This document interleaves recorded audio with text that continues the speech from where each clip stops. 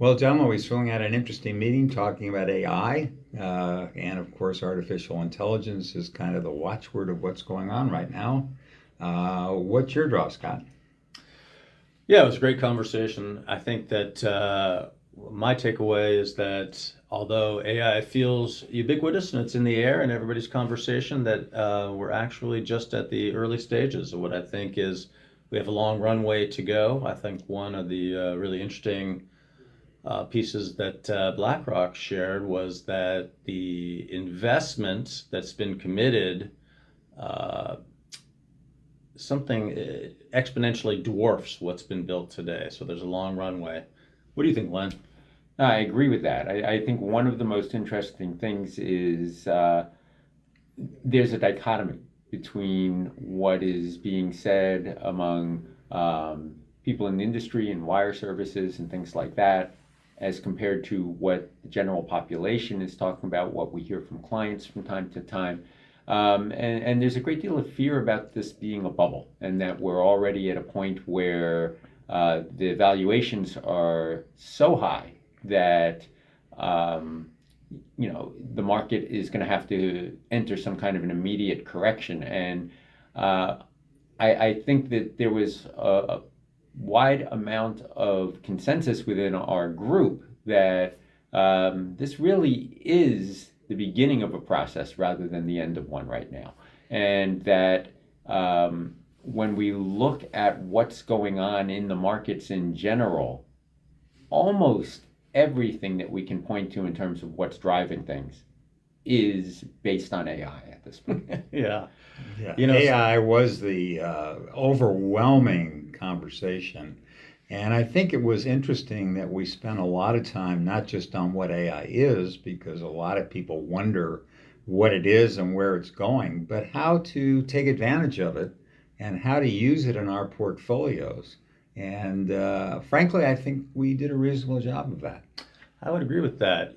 Stan, you've witnessed the market for a long period of time. And one thing I think is potentially interesting is usually as the economy grows, we see job growth that accompanies that.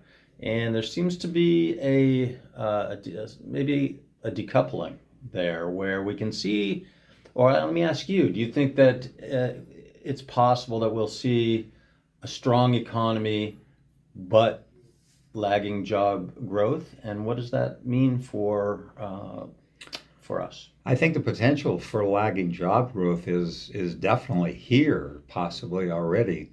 But on the other hand, if you do have lower job growth or even contraction on the labor front, you're going to probably get some benefits from reduction of future expenses uh, for interest rates. So it may equal itself out over time.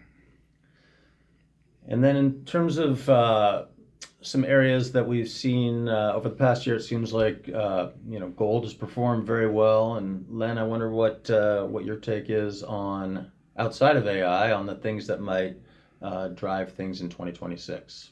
Well, certainly AI is pretty much it. I mean, it is driving almost everything now.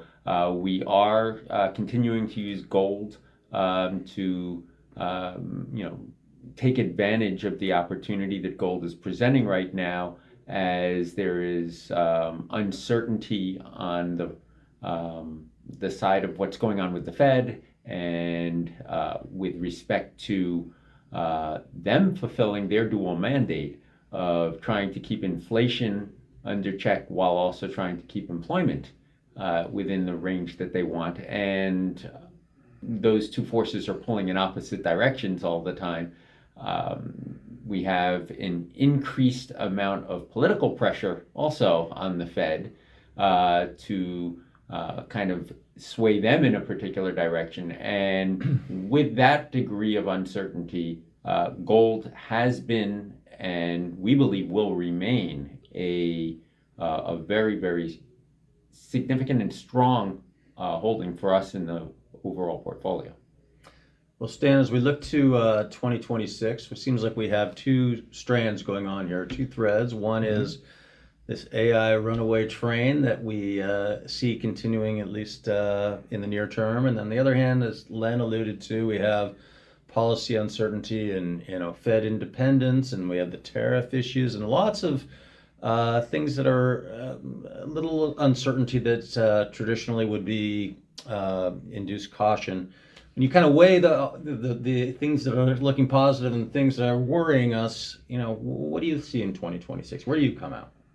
Generally, after going through all the material and going through the session today, I'm generally feeling that we are positive, reflected in what we're doing, and I think we will continue to be positive because AI has such a broad base benefits for the future.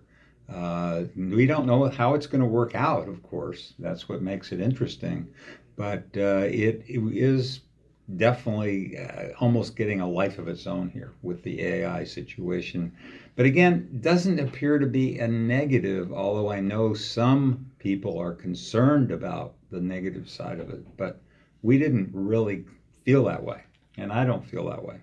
Well, we can have discussions, and even within our group, we did have discussions about whether or not there are negative side effects from this AI revolution that is coming. Yeah. The one undeniable thing is that this is a revolution and it is coming. And we absolutely don't want to be on the outside looking in. We want to be participating.